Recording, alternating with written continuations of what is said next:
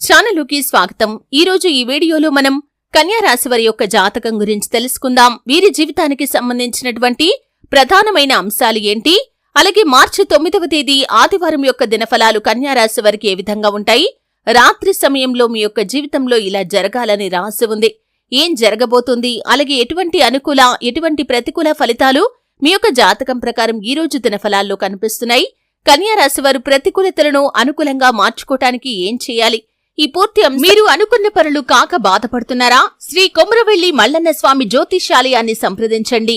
ప్రేమించిన వారు దూరం కావటం, భార్యాభర్తల మధ్య సమస్యలు, డబ్బు సమస్యలు, కోరుకున్న వ్యక్తి దగ్గరికి రాకపోవటం, వ్యాపారంలో నష్టం రావటం, చదువు, ఉద్యోగ సమస్యలు, ఇంకా ఎటువంటి సమస్యలు ఉన్నా తీరని సమస్యలకు కూడా ప్రత్యేకంగా శ్రీ మల్లన్న స్వామి ఆశీస్సులతో జ్యోతిష్యం చెబుతున్నారు.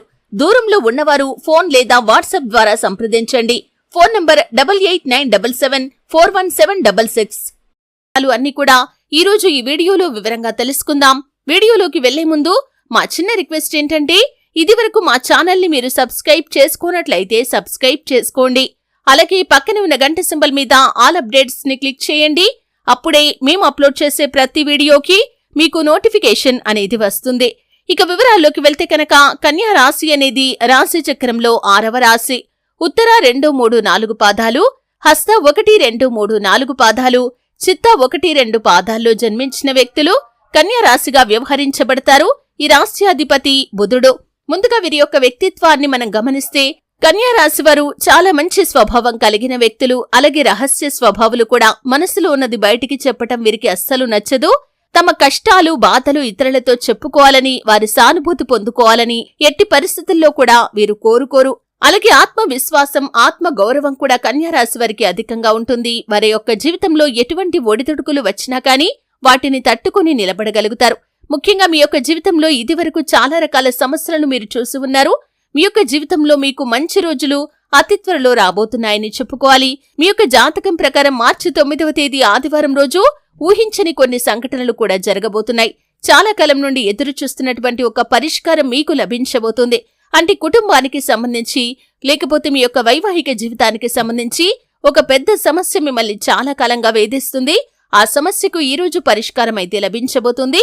అలాగే ఈ రోజు దినఫలాల ప్రకారం రాత్రి సమయంలో తోపుటువుల మధ్య గొడవ జరిగే అవకాశాలైతే కనిపిస్తున్నాయి. ఈ విషయంలో మాత్రం చాలా అప్రమత్తంగా ఉండాలి. ముఖ్యంగా ఉమ్మడి కుటుంబాల్లో ఉన్నవారు, పెళ్లైన వ్యక్తులు, ప్రాపర్టీస్ విషయంలో కూడా గొడవలు జరుగుతాయి. దానికి సంబంధించినటువంటి చర్చ జరిగే అవకాశాలు కనిపిస్తున్నాయి. ఈ అంశంలో మాత్రం తగిన జాగ్రత్త తీసుకోవాలి. మీరు న్యాయంగా ఉండండి. అలాగే మీ యొక్క తోపుటువులు మీతో గొడవ పడుతున్నట్లయితే సామరస్యంగా సమస్యను పరిష్కరించుకోవటానికి ప్రయత్నం చేయండి. అంతేకాని అనవసరంగా వాదిస్తూ గొడవ తీవ్రత పెంచుకుంటే అది మీ యొక్క బంధాలను విచ్ఛిన్నం చేసే ప్రమాదం కూడా ఉంటుంది. అలాగే కన్యా రాశి వారికి ఈరోజు ఒక నూతన వ్యక్తితో పరిచయం ఏర్పడే అవకాశాలు కూడా కనిపిస్తున్నాయి.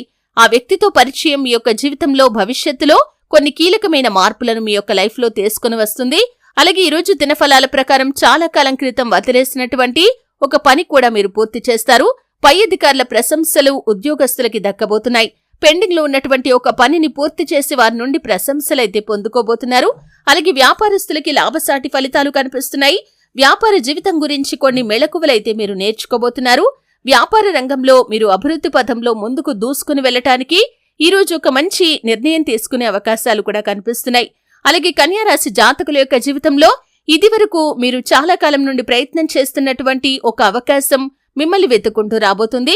ఉద్యోగార్థుల కోరిక కూడా ఖచ్చితంగా నెరవేరబోతుంది. ఈ విధంగా అనుకూల ప్రతికూల ఫలితాల మిశ్రమంగా ఈరోజు మీకు గడవబోతుంది.